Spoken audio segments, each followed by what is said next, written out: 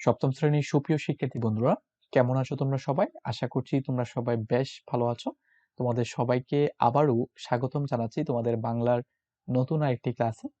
আজকের ক্লাসটি হচ্ছে তোমাদের দ্বিতীয় অধ্যায়, প্রমিত ভাষায় কথা বলি যে অধ্যায়টি রয়েছে, এবং এটা হচ্ছে তোমাদের দ্বিতীয় পরিচ্ছেদ, এবং আমরা যে ধারাবাহিক পর্বের ক্লাস করছি সেটা হচ্ছে তার তৃতীয় পর্ব। তার আগে আমরা দুটি পর্ব নিয়েছি এবং এই দুটি পর্বে তোমাদের প্রথম পরিচ্ছেদের অংশটুকু আমরা শেষ করেছি। তো আজকে আমরা দ্বিতীয় পরিচ্ছেদ নিয়ে আলোচনা করব, এবং দ্বিতীয় পরিচ্ছেদের যে টপিক সেটা হচ্ছে শব্দের উচ্চারণ। তো তোমরা যদি প্রথম দুটি পর্ব না দেখে থাকো তাহলে তোমাদেরকে বলবো তোমরা দুটি পর্ব দেখে তারপরে তৃতীয় পর্বে চলে আসো। নিচে একটি গল্প দেওয়া হলো, গল্পের নাম হচ্ছে যেটা কত দিকে কত কারিগর, এটা হচ্ছে গল্পের নাম, এবং এটি যিনি লিখেছেন সৈয়দ শামসুল হক। এখানে ওনার জন্মসাল এবং মৃত্যুসাল তোমাদেরকে দিয়ে দেওয়া রয়েছে। আমি তোমাদেরকে বলবো যে কোনো কবির তোমাদের পাঠ্য বইয়ে যে কবিতার বা যে গল্পগুলো থাকবে সেগুলোর যে লেখক রয়েছে বা লেখক পরিচিতি রয়েছে, তো সেগুলো নিয়ে তোমাদের যে জন্মসাল বা গুরুত্বপূর্ণ উপন্যাস হতে পারে, বই হতে পারে, সেগুলো তোমাদের মনে রাখতে হবে। তো সৈয়দ শামসুল হক কবিতা, গল্প ও উপন্যাস, নাটক রচনা করেছেন। সাহিত্যের বিভিন্ন শাখায় অবদান রাখার কারণে তাকে সব্যসাচী লেখক বলা হয়। তার লেখা উল্লেখযোগ্য বইয়ের মধ্যে আছে সেটা হচ্ছে পায়ের আওয়াজ পাওয়া যায়, নুরুল উদ্দিনের সারা জীবন, তারপরে তিনি সিনেমার জন্য কাহিনী, চিত্রনাট্য, সংলাপ ও গান লিখেছেন। এখন আমরা যে গল্পটা পড়বো সেটা হচ্ছে কত দিকে কত কারিগর, সেটা হচ্ছে সৈয়দ শামসুল হক রচিত। তো চলো আমরা গল্পটা শুরু করে ফেলি। নদীর পার হয়ে ওপারে কুমোরদের একটা গ্রামের ভেতরে সারাদিন দেখেছি ওদের মাটির কাজ, হাঁড়ি পাতিল সরা শানকি তৈরি করছে ওরা। তো এখানে কুমোরদের, আমি পুরো গল্পটা তোমাদেরকে পড়ে শোনাবো না, তোমাদের যেহেতু পাঠ্য বই রয়েছে, তোমরা নিজেরা যেহেতু পড়তে পারো, আমি তোমাদেরকে বলবো তোমরা সবাই নিজেরা এই গল্পটা পড়ে নেবে, এবং আমি তোমাদেরকে যে বাকি অংশটুকু আছে সেটুকু তোমাদেরকে বুঝিয়ে দেওয়ার চেষ্টা করব। তো তোমরা পুরো গল্পটা আশা করি তোমরা সবাই পড়ে নিয়েছো, আর যদি পড়ে না থাকো তাহলে তোমরা নিজে নিজে এই গল্পটা পড়ে নেবে। গল্পটা পড়লে তোমাদের আশা করি অনেক ভালো লাগবে এবং সেখান থেকে অনেক তথ্য তোমরা জানতে পারবে। এখানে পুরো গল্পটা অনেক বড়, সেটা যদি আমরা সম্পূর্ণ গল্পটা পড়ি তোমাদের অযথাই সময় নষ্ট হবে, আমি সেটা চাচ্ছি না। তারপরে দেখো, তারপরে তোমাদের যে টপিকটা থাকে সেটা হচ্ছে শব্দের অর্থ। এখন বলতে পারো যে স্যার শব্দের অর্থটা কি আমাদের জন্য গুরুত্বপূর্ণ কিনা? হ্যাঁ, আমি বলবো এই যে শব্দের অর্থগুলো, যেটা সেটা কবিতা হতে পারে, নাটক হতে পারে, গল্প হতে পারে, এই গল্পে যে শব্দগুলো বা যে শব্দার্থগুলো দেওয়া রয়েছে সেগুলো কিন্তু তোমাদের জন্য ইম্পর্টেন্ট। কারণ এই শব্দ অর্থগুলো যদি তুমি না জানো তাহলে কিন্তু পুরো গল্পের যে মর্মার্থ সেটা তুমি বুঝতে পারবে না, বা এই শব্দের অর্থগুলো থেকে তোমাদের বিভিন্ন মূল্যায়ন হতে পারে। তোমরা জানো যে তোমাদের পাঠ্য বইটাকে পরিবর্তন করা হয়েছে, এবং তোমাদের পরীক্ষা ভিত্তিক যে একটা শিক্ষা ব্যবস্থা ছিল সেটাকে পরিবর্তন করে এখন সেটাকে যোগ্যতা ভিত্তিক করা হয়েছে।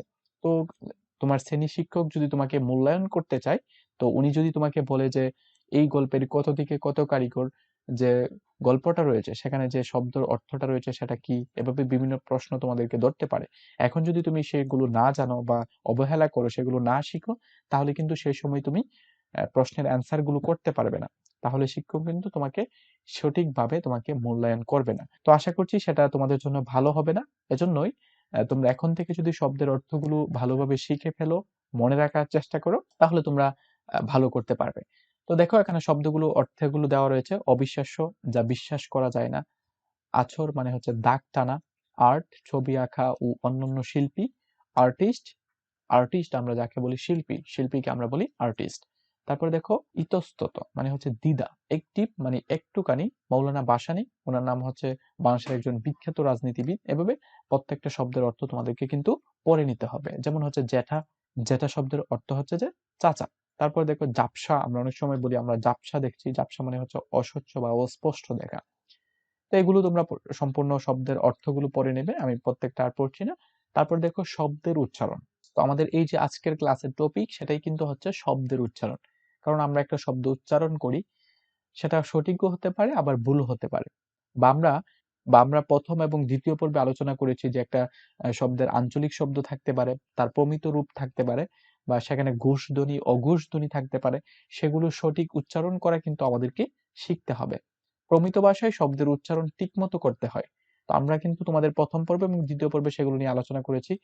প্রমিত ভাষা কি বা প্রমিত শব্দগুলো কোনগুলো বা আঞ্চলিক শব্দ কোনগুলো, ঘুষ ধ্বনি এবং অঘুষ ধ্বনি কোনগুলো, অল্পপ্রাণ ধ্বনি, মহাপ্রাণ ধ্বনি কোনগুলো, সেগুলো নিয়ে আমরা আলোচনা করেছি। তো এই সবগুলো বিষয় যখন আমরা জানবো তখন কিন্তু আমরা একটা শব্দের সঠিক উচ্চারণ করতে পারবো, তা না হলে কখনোই সম্ভব না। ঠিক আছে? তো এখানে শব্দগুলো দেওয়া রয়েছে, প্রমিত উচ্চারণগুলো দেওয়া রয়েছে, এখানে প্রমিত উচ্চারণগুলো দেওয়া রয়েছে এবং এখানে যেগুলো রয়েছে সেগুলো হচ্ছে প্রমিত উচ্চারণ নয়, আর এগুলো হচ্ছে প্রমিত উচ্চারণ। প্রমিত উচ্চারণ নয় মানে সেগুলো আঞ্চলিক উচ্চারণ বা আঞ্চলিক শব্দ হতে পারে। যেমন এখানে যে শব্দ আছর, সেটাকে আমরা বলতে পারি আছর, সংক্ষিপ্তভাবে বলি, কিন্তু আমরা যদি সঠিকভাবে উচ্চারণ না করি সেটা প্রমিত উচ্চারণ হবে না। তারপরে দেখো কাছা, সেটাকে আমরা কাছা এভাবে বলতে পারি। তারপরে কাঠ, কাঠ এভাবে আমরা যদি কাঠ বলি, কাঠ তার মানে অনেক, এটা অন্য অর্থ প্রকাশ করে, কিন্তু আমাদের সঠিকভাবে বলতে হবে কাঠ। তারপরে দেখো ঘুরে, ঘুরে, তো এই যে ঘুরে সেটা হচ্ছে এখানে কিন্তু রয়েছে আমাদের অঘুষ ধ্বনি, কিন্তু সেটাকে উচ্চারণের সময় আমরা যদি ঘুষ ধ্বনি করে ফেলি, যেমন এই যে দেখো গু, আমরা যদি বলি ঘুরে, তার মানে সেটা কিন্তু সঠিক উচ্চারণ হচ্ছে না, আমাদের বলতে হবে ঘুরে। তারপর দেখো চাকা, সেটাকে যদি আমরা ভুল উচ্চারণ করি যে ছাকা, তো হবে না। এভাবে আমাদের প্রত্যেকটা উচ্চারণ তোমাদেরকে জুড়ে জুড়ে পড়াশোনা করতে হবে, পড়তে হবে জুড়ে জুড়ে বা নীরবে পড়তে হবে।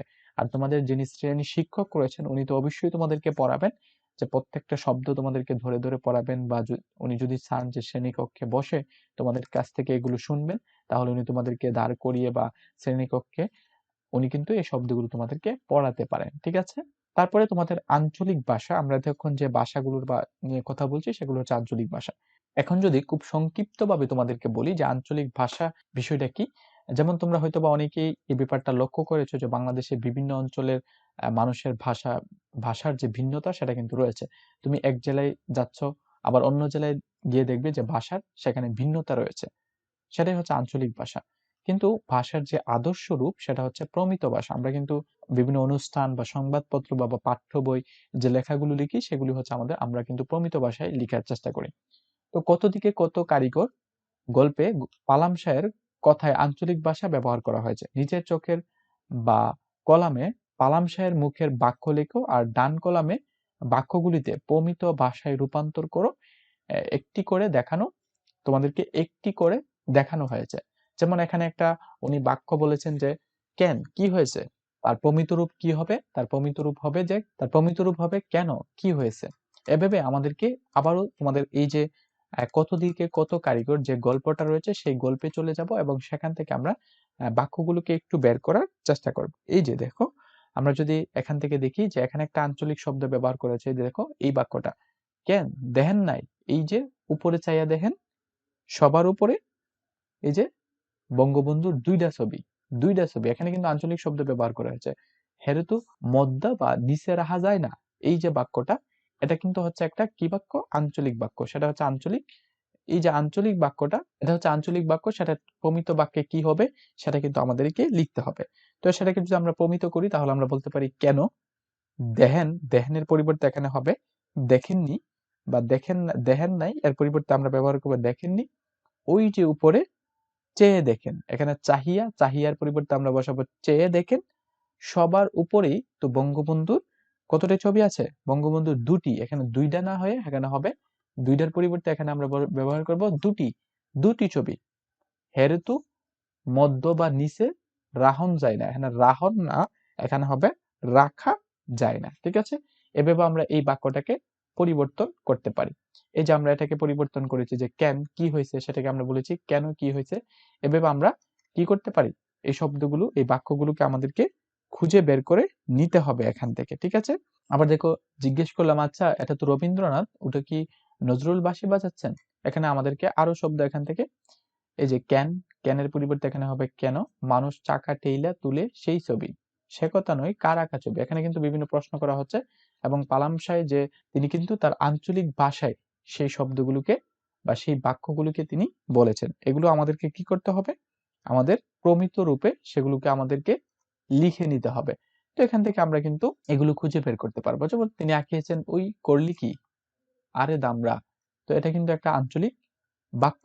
এখান থেকে তার প্রমিত রূপগুলো তোমাদেরকে খুঁজে খুঁজে বের করে নিতে হবে এবং তার সমাধানটা তোমাদেরকে করতে হবে।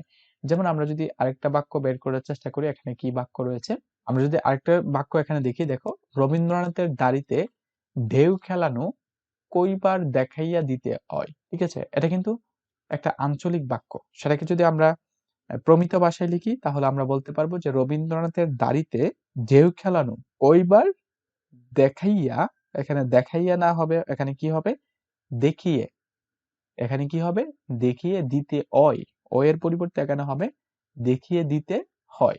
এইভাবে আমরা বাক্যগুলো আমার দিকে ফিরে বললেন, বুঝলেন, এই দাড়ি তো বাংলার সকলে চেনে। সকলে না হয় এখানে কি হবে, সকলে চেনে। চেনে মানে ছায়া দেখলেও চেনে। খালি ছায়া দিয়েই বোঝা যায় রবীন্দ্রনাথ, তাইলে বুঝেন সেই কবির দাড়ি যদি ঠিক না হয়, এই যে এখান থেকে কিন্তু অনেকগুলো বাক্য তুমি নিতে পারো, তাইলে বুঝেন, এখানে তাইলে না হবে তাহলে বুঝেন, সেই কবির দাড়ি যদি ঠিক না হয়, ওই নাই হবে হয়, দাড়ি দেখা, দেখা না হবে দেখে, যদি লালন ফকির মনে হয় কি মৌলানা ভাসানী মনে হয়, তাইলে চলবো, তাইলে না, এখানে হবে তাহলে চলবে। এভাবে কিন্তু অনেকগুলো বাক্য তুমি এখান থেকে লিখে নিতে পারো, এবং এই বাক্যের যে আঞ্চলিক শব্দ উনি বলেছেন তার প্রমিত রূপটা কি হবে সেটা কিন্তু তুমি সঠিক করে এই যে চকটা রয়েছে এই চকটা পূরণ করতে পারো। এবং পরিশেষে তোমাদের যে টপিকটা রয়েছে সেটা হচ্ছে প্রমিত ভাষার চর্চা। তো এখানে বলা হয়েছে যে সাংস্কৃতিক অনুষ্ঠানের উপস্থাপনা, সেটা তোমাদের শ্রেণীর শিক্ষক যদি চান তোমাদেরকে ক্লাসের সামনে নিয়ে উনি বলতে পারেন যে সাংস্কৃতিক অনুষ্ঠানের উপস্থাপনা হিসেবে একটা টপিক দিতে পারেন, যে তুমি সেই টপিকটার উপরে প্রমিত ভাষায় তুমি কথা বলো। তারপরে 21শে ফেব্রুয়ারি, 26শে মার্চ, 16ই ডিসেম্বর বা অন্য কোনো দিবস উপলক্ষে বক্তৃতা। তো এক্ষেত্রে আমরা প্রমিত ভাষা চর্চা করব। এগুলো কিন্তু তোমরা চর্চা করতে, বা হচ্ছে খবর পাঠ করা, আমরা যদি খবরগুলো শুনে থাকি সেগুলো আমরা দেখব, সেই খবরগুলো কিন্তু প্রমিত ভাষায় পড়া হয়ে থাকে বা পাঠ করা হয়ে থাকে। তারপর হচ্ছে নিজের কোনো অভিজ্ঞতার উপস্থাপন, সেটা আমাদেরকে প্রমিত ভাষায় বলতে হবে। তারপরে লাইব্রেরিয়ান, ডাক্তার বা অন্য কোনো লোকের সাথে আলাপ, তো আলাপগুলো আমাদেরকে প্রমিত ভাষায় করতে হবে।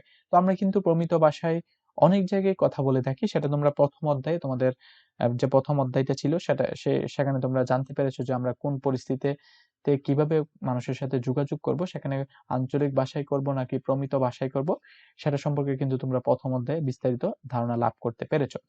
তো আশা করছি আজকের ক্লাসটি তোমাদের ভালো লেগেছে, এবং আজকের ক্লাসের যে টপিকটি ছিল শব্দের উচ্চারণ, সেটা তোমরা বুঝতে পেরেছো যে আঞ্চলিক শব্দের এবং যে প্রমিত শব্দের যে পার্থক্য, এবং আমরা কিভাবে সেটা সঠিক উচ্চারণ করে আমরা সঠিক বাক্য তৈরি করতে পারি। তো ভালো থেকো তোমরা সবাই, আবারও দেখা হবে তোমাদের সঙ্গে নতুন কোনো ক্লাসে, নতুন কোনো টপিকে। এতক্ষণ ধরে মনোযোগ সহকারে ক্লাসটি করার জন্য তোমাদের সবাইকে অসংখ্য ধন্যবাদ। আল্লাহ হাফেজ।